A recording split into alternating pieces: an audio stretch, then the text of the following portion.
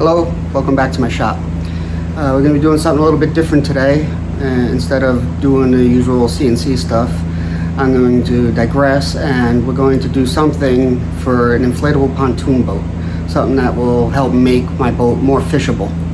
So I have here Colorado Accessories, no, Classic Accessories Colorado XTS.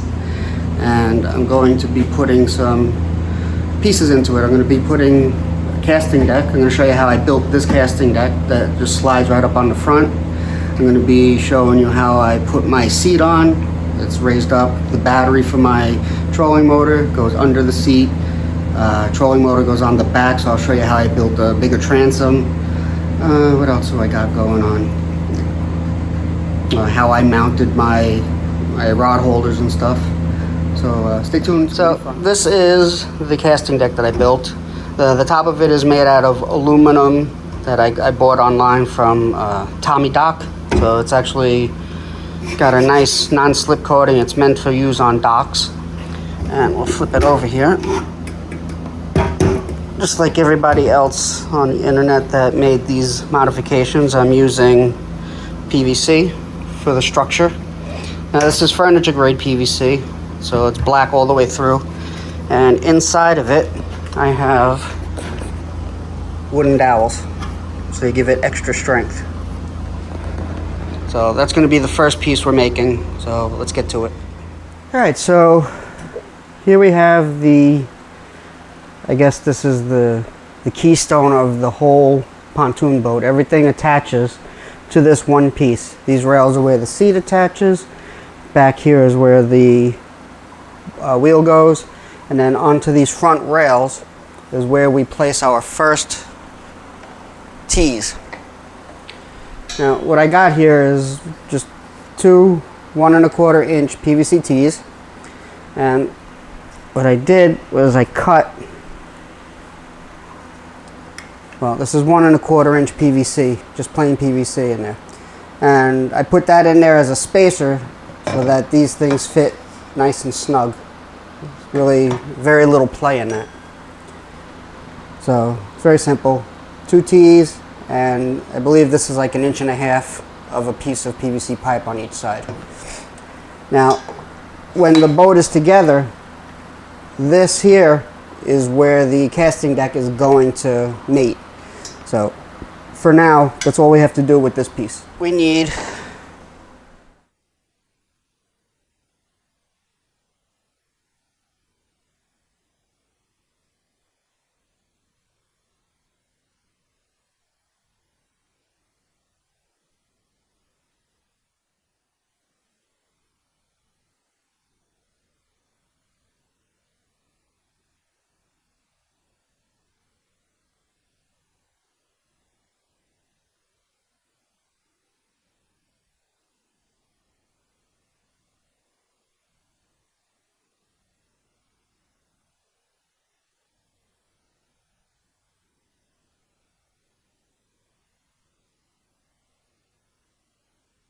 ourselves a decking frame.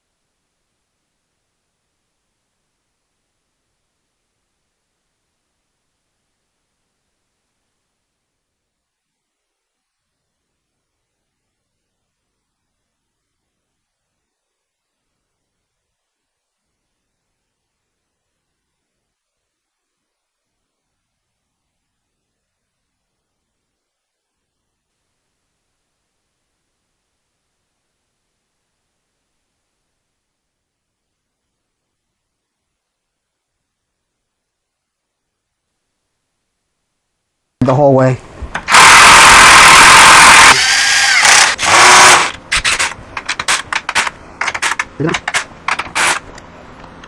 That's it. Now, I should also mention, I'm not gluing any of these together. This is the second one that I'm building, right? And the first one didn't need anything glued together. It's very stable, so I left no glue on here. That'll allow me the chance to change out the dowels in case they rot. So this is the central point of the whole pontoon here. And I already added my tees I showed you earlier. So now we're going to put the sides on.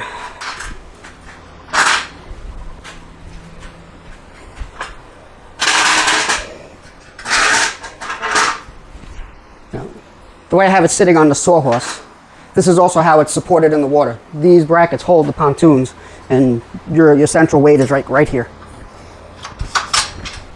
All right, let's get the pegs, and I'll put the platform on so you can see it. So, okay. These slide right through the PVC tees. Oh, there you go. Gotta make sure the wood's not in the way. There's just enough clearance if you use the measurements I gave to have them sit perfect. So then we need these tees up.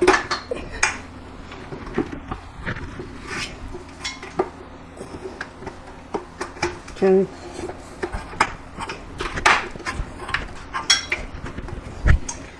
And then these guys slide into here. Seems like I'm missing a whole bunch of these. Yep. So these now lock the footrest in, which in turn locks the platform in.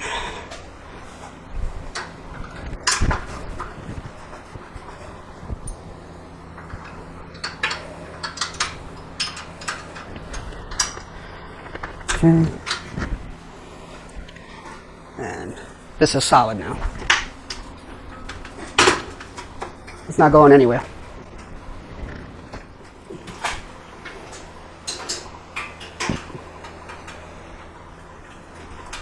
There we go. Basically the whole frame of the boat is now assembled.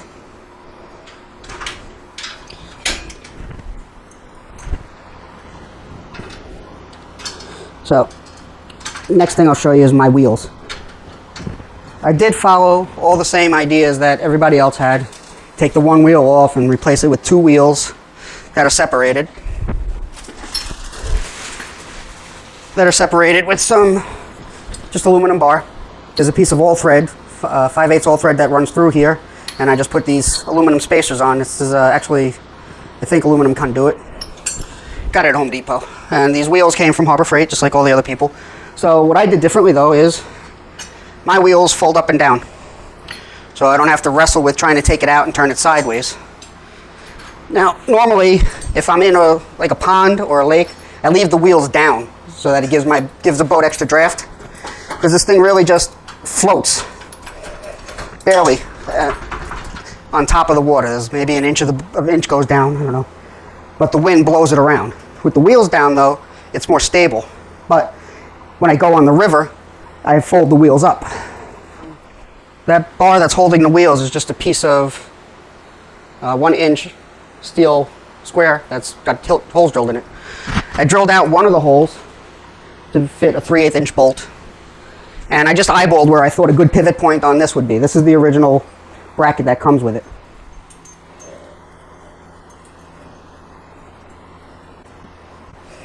And then after I wheel it down to where I'm going, if I want to bring up the wheels, just grab them and I bungee them up to the back like that. And now they'll stay out of the water for the whole trip. It's pretty neat. In hindsight, I was thinking though, if I just put them further out, I could leave them straight and still use the wheels. Right now they rub on the carriage, so I can't use them when they're up.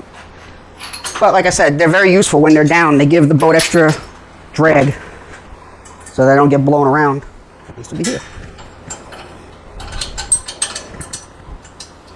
Yeah, so if you wind up doing this modification, you will need to get a bigger clevis pin. I think they're called clevis pins, I don't remember. But it's longer. I'll tell you one real quick what measurement you would need. 3-inch. You need a 3-inch pin. So what I have, this is the original block that comes with the boat. This is supposed to be for your trolling motor. Well, when I have the two wheels that far apart, it doesn't work for the trolling motor on either side because the wheel's in the way. So I made a board. This is just 2 pieces of 3/4 inch plywood glued together and drilled. So what I do is I take this off, and using hardware from Home Depot, I bolt it right on there. And then I can center my trolling motor so that it's right between the wheels when I lift it up. So one thing to mention is these boats have the hull identification number here, which will be covered up by the transom. So what I do is I drill them out and I put it on top instead.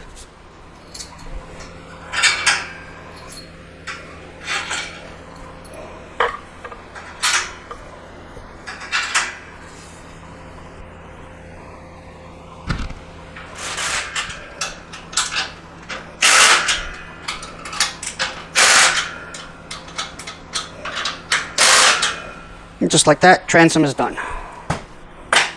Now, let's talk about the battery box and the seat. Battery box is a little more cumbersome to do. And I'm probably not going to show it on camera because I have to take apart the whole boat to do it. What I do, I use a full-size battery. You don't need to have a full-size battery if you don't want one, but I like to be out on the water a lot. So, the gist of what I'm going to do, and I'm going to do it off camera because, like I said, I'm going to take the whole thing apart. I'm going to hot glue this to where it should be so that I can flip the thing over and drill through from the bottom where carriage bolts are going to live. 5/16 inch carriage bolts fit between these slots perfectly. So what I do is I drill it out. I put the carriage bolt through the top though so that I don't have any nuts sticking up into the bottom of my battery. And I fasten it from below. I never take the battery box off. We're back. I still have the back wall for the boat here, but this thing is on there rock solid. It's got 4 5/16 inch carriage bolts, and those will be in the parts list, holding it down. And then it's also got the strap. I put the strap around one of the bars there, so this is not going anywhere. So let us look at the seat, the way I did the seat. I already mounted the swivel on the seat, and this part is going to be fastened to the pedestal with some more, you guessed it, 1/4 carriage bolts. And the pedestal, which I need to get, is bolted with 5/16 inch carriage bolts. So, I mean, they also sell these pedestals much more expensive with a built-in swivel, so you could go that route too. But so this is what I'm using to put the pedestal in. You see 5/16 carriage bolts and these knobs, 5/16 inch knobs.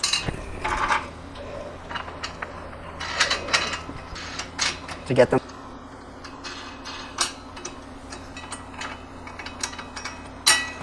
Yeah, it's just that easy. And because the carriage bolts, just tighten them down nice. No need for a wrench. There you go. Solid. Oops. So the top of the seat goes on with 1/4 carriage bolts and smaller knobs. And voila, swivel seat.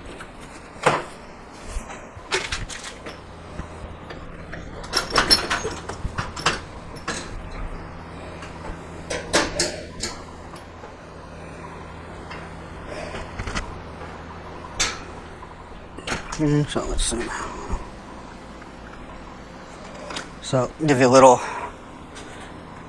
preview action here.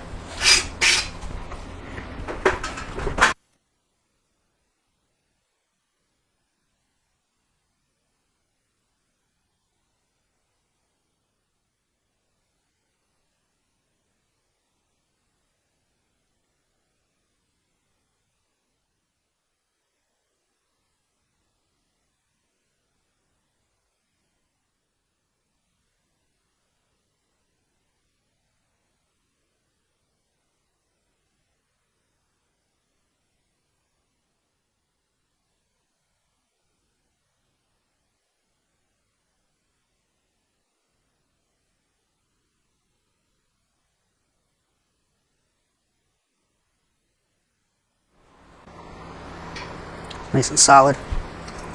Pop this puppy in there. Good to go. One rod holder down. There you have it, folks. My mods.